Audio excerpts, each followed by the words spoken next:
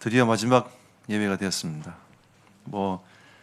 마지막 예배, 첫 예배, 크게 의미가 있겠습니까만은 그래도 2021년도에는 우리가 마지막 주일 예배를 하나님께 드리면서 영광을 돌리는 날이 되었습니다. 여러분과 제가 66장까지 이렇게 쭉 오면서 그대로 따라오시는 분들은 적어도 66장을 읽었습니다. 그죠? 이 구절이 1200절이 넘어요. 적어도 여러분 1200절을 넘게 읽으셨고 66장을 읽게 되신 거죠. 내년에는 어떻게 할까? 내년에는 계속 성경을 한 장씩 읽을까? 지금 제가 고민을 하고 있습니다. 내년에 룻기서로 돌아갈 거거든요. 룻기서 갔다가 사무엘 상하로 이렇게 쭉 내려갈 겁니다. 그래서 하나님이 오늘 우리에게 주시고자 하는 이 메시지를 우리가 어떻게 받을 것인가? 사실 어제 65장에 보면 마지막에 새 하늘과 새 땅을 너에게 허락해 놨다라고 하는 그 끝맺음 같은 얘기를 하나님 하셨단 말이죠. 근데 또 66장을 또 펼쳐집니다. 그래 놓고 또 마지막에 22절부터 24절까지 또 이 새 하늘과 새 땅에 대한 얘기를 쭉 하신단 말이죠. 근데 결국은 이 이사야가 하나님을 통해서 이사야를 통해서 하나님이 하시고자 하는 그 메시지는 영원한 하나님의 축복이 있지만 사실은 거기에 소망을 두지 말고 이 땅에 살아가면서 완전한 승리를 우리에게 허락하신 그 하나님을 누리면서 살아라 라고 하는 이 메시지가 66장에 담겨져 있습니다. 그래서 오늘 말씀의 제목이 완전한 승리를 누리는 자라는 제목으로 올 마지막 주를 이름을 승리하는 주간이 되시기를 예수 이름으로 축복합니다. 우리는 이사야 전체를 통해서 우리 요약해 볼 수 있는 것은 한 3가지 정도 요약해 볼 수 있을 것 같습니다. 그 첫 번째는 이스라엘 백성들이 하나님의 축복을 받았지 않습니까? 근데 계속 죄를 짓고 살아가고 있으니까 그 죄악에서 벗어나서 나에게 돌아오라 라고 하는 게 이사야서의 메시지입니다. 그러면 이 죄악이라는 게 무엇입니까? 우리는 생각합니다. 우상숭배하고 막 귀신숭배하고 그러면 죄악이라고 생각하지만 하나님 편에서 볼 때 죄악은 불신앙입니다. 여러분 하나님을 얼만큼 믿으십니까? 여러분 인생을 하나님께서 바꾸고 가실 거라는 사실이 믿어지십니까? 믿어져야 불신앙에서 빠져나오는 겁니다. 하나님 우리 가정을 하나님께서 이 복음으로 이끌어 가실 거다라고 하는 믿음 가운데 있습니까? 내가 볼 때는 우리 남편은 안 되는 것 같아. 내가 볼 때는 우리 자녀는 안 되는 것 같아. 라고 거기에 머물러 있는 것이 진짜 신앙입니까? 하나님은 불신앙에 빠져나오라고 말씀하고 있는 거죠. 하나님의 능력은 무한한 것입니다. 근데 우리는 자꾸 유한한 하나님을 바라보면서 거기에 제한을 시키고 있는 거죠. 그게 오늘 메시지이기도 합니다. 하나님 그래서 그 죄악을 버리고 하나님께 돌아오라. 이 말은 불신앙을 버리고 돌아오라는 겁니다. 너희들이 향할 곳은 하나님이 아니냐. 하나님을 향한 그 마음을 다시 회복해라. 라고 하는 게 이사야 전체의 메시지입니다. 두 번째는 그럼 하나님이 구원을 어떻게 이룰 것이냐. 그 구원은 예수 그리스도를 통하여서 이룰 거다. 그 이름을 임마누엘이라 하리라. 이렇게 말씀하시면서 이 복음에 대한 메시지를 쭉 설명하셨습니다. 그리고 이사야 53장, 4장 통해 가지고 이 메시아가 누구냐? 어떤 분이 메시아냐? 우리의 모든 질고와 고통을 짊어지고 가는 분이 메시아가 아니냐? 라고 하면서 그리스도를 설명하고 있단 말이죠. 그리고 하나님은 구원만 말씀하시는 게 아니라 회복도 얘기하십니다. 남은 자 있다. 아무리 죄악 가운데로 들어가도 남은 자가 있을 거 아니냐. 그 남은 자를 통해서 내가 내 계획을 이루고 가겠다. 그 남은 자가 많든 적든 그거는 상관이 없어. 나의 능력은 적고 많음에 있지 아니하고 나의 능력은 하나님의 능력과 말씀은 반드시 이루어질 거야. 라고 하는 게 이 이사야서의 메시지입니다. 그 정도가 아니죠. 하나님은 또한 이방인에게도 계획이 있다. 그 이방인들도 돌아오게 만들어서 나의 언약의 백성이 되게 할 것이다. 이게 이사야 전체의 메시지입니다. 그럼 오늘도 크게 다르지 않습니다. 하나님은 이사야 전체의 메시지에 대한 부분을 66장에 또 담아서 오늘 말씀하시는 거죠. 그래서 첫 번째는 완전한 승리를 이루신 예수 그리스도시다. 우리 인생의 완전한 승리를 이루신 분은 예수 그리스도라고 우리에게 말씀하고 있는 겁니다. 그래서 이사야 60장 22절 24절부터 우리가 먼저 생각해 보면 하나님은 우리의 인생을 또 하나님의 백성을 영원히 구별했다. 우리에게는 어려움과 고통이 계속 임하지만 하나님은 여러분과 나의 인생을 영원히 구별했다. 영원한 나라로 들어가게 될 것이다. 이렇게 말씀하시는 거죠. 영원한 승리에 대한 부분들을 말씀하고 있는 겁니다. 그래 놓고 요한복음 16장 33절에 예수님께서 내가 세상을 이겼노라 라고 말씀하신 겁니다. 그러면 이 세상을 어떻게 이기셨는가? 요한복음 19장 30절에 우리의 모든 죄를 짊어지고 올라가신 겁니다. 예수 그리스도의 그 피로 말미암아 우리의 모든 죄 문제를 그리스도께 짊어지고 가신 거죠. 그래서 우리는 죄에 빠져가지고 그 죄에서 벗어날 수 없는 인생이었는데 그리스도께서 우리 죄 문제를 해결하고 하나님께 올 수 있는 길을 열어주신 거죠. 그래서 그리스도께서 여러분과 저의 모든 이 죄 문제를 십자가에서 꺾으신 것. 자, 그리고 마태복음 10장 1절에 예수님께 제자들을 현장에 내보내실 때 어떻게 하셨습니까? 더러운 귀신들, 또 병든 자들, 약한 것을 고칠 수 있는 권능을 주어서 보냈습니다. 왜? 예수 이름은 귀신을 쫓아내고 병을 고치고 약한 것을 고칠 수 있는 권능이 이미 있기 때문인 거죠. 그게 예수 이름의 능력인 것입니다. 그래서 하나님은 우리에게 그 예수 이름을 주셔가지고 예수 이름으로 기도하도록 하나님이 우리에게 말씀하고 있지 않습니까? 여러분, 예수 이름으로 기도하면 응답받습니다. 여러분이 연약함을 두고 고민하지 말고 예수 그리스도 이름을 부르시길 바랍니다. 우리의 어려움들을 두고 그냥 어렵다고 생각하지 말고 예수 그리스도 이름을 선포하시기 바랍니다. 가정과 가문에 내려오는 어둠의 세력, 사실은 여러분 거기에 너무 신경 쓸 필요 없습니다. 그리스도 이름 딱 부르고 그냥 걸어가면 어둠의 권세는 꺾이게 됐어요. 우리가 진짜 그리스도 이름 부르면 못 고칠 게 뭐 있겠습니까? 정말 예수 이름 부르면 안 열릴 게 어디 있겠습니까? 정말 예수 그리스도 이름 부르면 하나님은 모든 현장의 문들을 열어가시면서 하나님의 계획을 이루어 가시는 겁니다. 근데 우리가 과연 내가 예수 이름 부르면 예수 이름으로 기도하면 이 치유될까 회복될까 이게 자꾸 의심이 들어서 그렇지 진짜 기도하면 응답받습니다. 아멘. 이게 하나님이 우리에게 이미 승리를 다 주시고 그리스도 이름까지 우리에게 딱 부여해서 우리에게 허락하시지 않습니까? 우리가 복음으로 해석하는 것도 참 중요하지만 그리스도 이름 부르면서 여러분 완전한 승리를 누리는 하나님의 백성이 되시기를 예수 이름으로 축복합니다. 그래서 하나님은 이 영원한 구별된 영원한 나라에 대한 이 메시지를 이미 우리에게 허락하셨는데 이 의미는 결국은 우리가 정말 예수 그리스도를 믿을 때에 우리는 심판받을 수밖에 없는 인생이었는데 심판에 머물러 있지 아니하고 사망에서 생명으로 이미 옮겨졌다.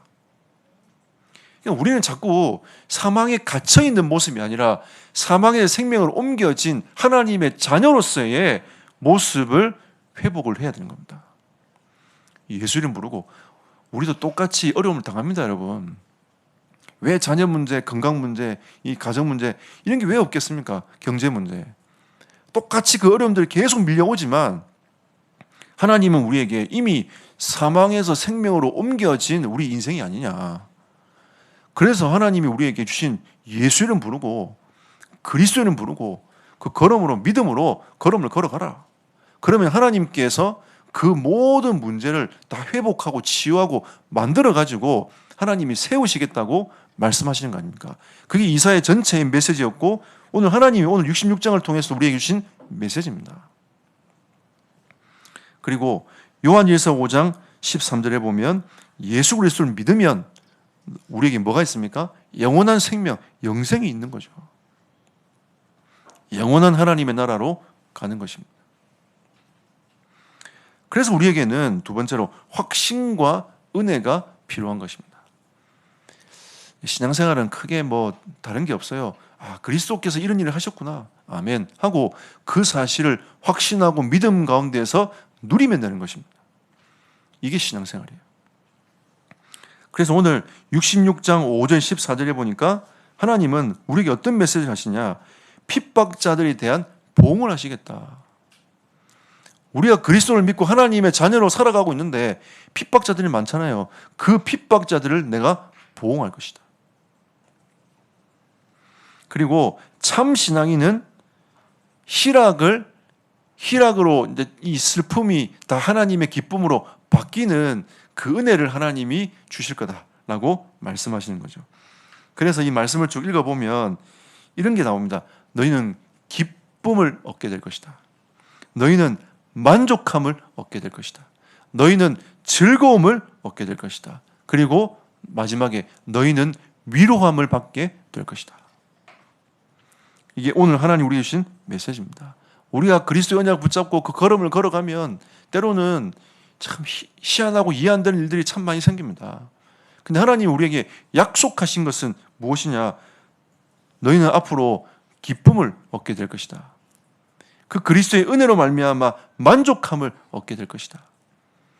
너희들이 지금까지 그 즐거움을 찾아 다녔지 않느냐? 진정한 즐거움이 무엇인지 깨닫게 될 것이다. 그리고 하나님이 우리의 인생에게 위로함을 주신답니다. 여러분, 하나님의 위로하심이 여러분과 저에게 임하기를 예수 이름으로 축복합니다. 우리를 때로는 위로함이 필요하잖아요. 오늘 하나님 우리에게 그 어머니의 품에 대해서 얘기하셨단 말이에요. 하나님께서 우리를 품어주시는 겁니다. 그 어머니의 품으로 품어주사 우리를 위로하시고 그 은혜를 우리에게 허락하신다. 그리고 이사야 66장 15절로 21절에 하나님은 우상 숭배자를 어떻게 할 것이냐? 불로 심판할 것이다. 계시록에 보면 이제는 하나님이 물로 심판하지 않고 마지막 불 심판에 대한 얘기가 나오지 않습니까? 이 마지막에 결국은 하나님은 악한 자를 불로 심판할 건데 그 다 무적행 지옥으로 다 들어가게 되는 겁니다. 그런데 하나님은 이방인들의 회심을 말씀하고 있는 거죠. 18절 보십시오. 내가 그들의 행위와 사상을 아노라. 때가 이르면 문 나라와 언어가 다른 민족들을 내가 모으리니 그들이 와서 나의 영광을 볼 것이며. 하나님은 이스라엘 백성에게만 머물러 있는 것이 아니라 문 나라들, 이방 나라들을 하나님이 불러 모으겠다. 그 속에 하나님의 백성을 불러 모으겠다고 말씀하고 있는 거죠. 그리고 21절 보십시오. 나는 그 가운데서 택하여 제사장과 레위인을 삼으리라. 여호와의 말이니라. 이 말씀이 응답되어서 지금 여러분과 저에게까지 왔습니다. 하나님이 여러분과 저를 영적 제사장으로 삼으셨어요. 그리고 237과 5천 종족을 치유하는 자로 하나님이 여러분과 저를 부르셨습니다. 하나님은 처음부터 237과 5천 종족이었어요. 그 말은 하나님은 처음부터 이방인과 하나님의 나라에 대한 이 플랜을 갖고 있었다는 거죠. 이 일을 하기 위하여 하나님이 이스라엘 백성을 선택하신 거지 이스라엘 백성만 구원을 받는 게 아니라는 겁니다. 하나님은 우리만 구원받고 누리고 끝내라 이게 아니라 이 복음이 5천 종족과 237 나라에 하나님은 증거되어져 가기를 원하십니다. 그래도 참 감사한 2021년도 같습니다. 우리 선교사님들이 우리 교회를 마음에 품고 우리 교회가 선교사님을 돕고 기도하는 주된 교회가 되었으면 좋겠다라고 그런 고백들을 하시는 것들을 보면서 하나님께서 이제 우리 교회가 237과 5천 종족을 품어나갈 수 있는 영적 그릇으로 준비되었구나. 이게 저는 이번 연도에 하나님이 우리에게 주신 진짜 큰 은혜와 축복이라고 저는 확신합니다. 그리고 이사야 66장 23절에 보면 하나님은 우리가 누려야 될 것은 무엇이냐? 예배다. 영원한 예배를 너희가 드리게 될 것이다. 우리는 2021년도에 하나님께 합당한 영광을 돌리자고 했습니다. 그 합당한 영광의 가장 중요한 핵심이 예배였어요. 근데 오늘 66장을 제가 묵상하면서 그래, 하나님은 우리 교회 처음도 예배였고 마지막도 예배로 마무리하시는구나. 그러니까 우리가 하나님을 향하여 가야 되는 그 걸음은 예배자의 걸음이 아니겠는가. 하나님이 우리에게 영원한 예배를 드리게 하는 그 은혜 속에 들어가는 거죠. 근데 우리가 진짜 그 하나님의 은혜를 잘 모르면 예배가 좀 부담스럽잖아요. 어제도 예배드리고 오늘도 교회 와야 된다면서 이런 거 있잖아요. 이게 주일하고 25일 딱 맞아떨어지면 그 연도에는 한 번만 딱 예배드리지 않습니까? 근데 25일 날 우리가 예배드리니까 주일 그 25일도 나와야 되고 또 그 중간에 주일이 있으면 또 주일도 나와야 되니까 예배를 두 번이나 드려? 어떤 분에게는 토요일날 주일날 연달아 했으면 이건 최악이다 이렇게 생각할 수도 있어요. 이 최악이다 이거. 뭐 토요일도 가야 되고 주일도 가야 되고. 근데 하나님 오늘 뭐라고 했냐면 너희가 영원한 예배를 드리게 될 것이다. 오, 주 예수요. 이거 어떻게 하나? 너 어떻게 하나 이거 영원한 예배를 드리라고 하는데 그럼 이런 예배를 그러면 천국 가서 계속 드려야 되나?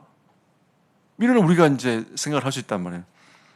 근데 하나님은 우리에게 예배에 대한 관점을 뭐라고 하시냐면 하나님의 은혜를 영원히 받을 수 있는 그 속으로 들어가 버리는 거죠. 우리는 하나님의 영원한 은혜 속으로 들어가는 겁니다. 우리는 예배하면서 어떤 생각을 가집니까? 진짜 내가 죄인이구나. 정말 그리스도가 없으면 안 되는구나. 진짜 나에게 그리스도가 필요하구나. 우리가 내 마음속에서 계속 양을 잡는 겁니다. 그리스도께서 나의 죄를 대신하여 하나님께로 갔구나. 나는 이 죄 문제 해결할 수 없는데 그리스도께서 해결하셨구나. 그 은혜의 감격과 감사 속으로 들어가는 게 예배 아닙니까? 저도 하나님 은혜를 못 받을 때는 예배 자체가 부담이었어요.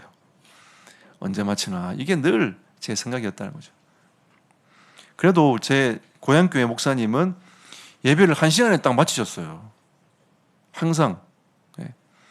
그러니까 1시간만 버티면 돼. 이런 생각이 제게 있는 거죠. 우리 교회도 비슷하지 않습니까, 여러분? 거의 1시간 정도에 마칩니다. 어떤 목사님은 설교만 1시간 한다더라고요. 벌써 탄식이 나오지 않습니까? 와, 이러면서 이제. 근데 진짜 은혜 받으면 그 시간도 그냥 10분처럼 지나가요. 우리가 하나님이 주시는 이 은혜를 어떻게 누리고 받느냐. 이게 하나님이 올해 우리에게 주신 영적 싸움이었습니다. 그리고 마지막에도 하나님 우리에게 이 영원한 은혜 속으로 들어가라 라고 우리에게 말씀하시는 거죠. 여러분, 예배가 즐거워지고 예배가 감사가 되어지고 예배가 진짜 축복이 되시기를 예수 이름으로 축복합니다. 결론 맺겠습니다. 그래서 하나님은 참 예배자가 되어라. 이 66장 1절부터 4절은 그 이 얘기입니다. 너희가 형식적인 예배를 벗어버리고 참 예배자로 서라. 이게 하나님의 메시지란 말이죠. 내년도에 1월 달에 우리 특별 새벽 기도 할 겁니다. 이름하여 특세. 그래서 고민을 했어요. 제가 어젯밤에. 왜 고민을 했냐면 31일이 명절인 거예요. 마지막 31일이 명절인 겁니다.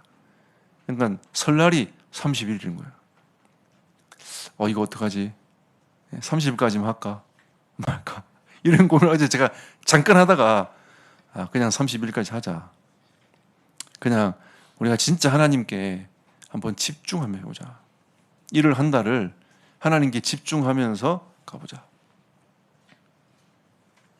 지난번에 장례도 했거든요. 장례에는 교회로 오신 분들만 다 참여하시는 분들을 향해서 성경책 한 권을 드렸습니다. 근데 내년에는 하나님의 은혜가 임하여서 영상으로 드려도 성경책을 드리도록 하겠습니다. 그러니까 여러분들이 중심을 딱 담고 우리가 집중하면서 하나님께 2022년도를 두고 갱신의 축복을 누리는 한 해가 되어야 되겠습니다. 내년도는 갱신의 한 해입니다. 제가 이제 갱신을 선포하고 나니까 여기저기서 이제 얘기들이 막 들려와요. 목사님, 저 기도를 빼주십시오 라고 하는 여기저기에서 막 얘기들이 막 들어옵니다. 제가 어제도 우리 장로님들 말씀드렸습니다. 장로님들 무슨 일이 있어도 내년에는 다 기도하십시오. 성도들이 보고 계십니다. 다 하십시오. 다 합시다. 그래서 왜? 우리 권사님들이 아무 말 하지 못하게, 우리 안수 집사님들이 아무 말 하지 못하게, 나 좀 빼주십시오, 그런 거 없이. 그래서 제가 어떤 권사님한테 얘기했습니다. 만약에 교회를 못 나오시면 영상을 찍어서라도 기도할 수 있도록 하시면 좋겠습니다. 내년도에는 다 할 겁니다. 내년 1부, 2부 예배 드릴 거거든요. 1부는 교사들이 올라와가지고 대표기도 할 겁니다.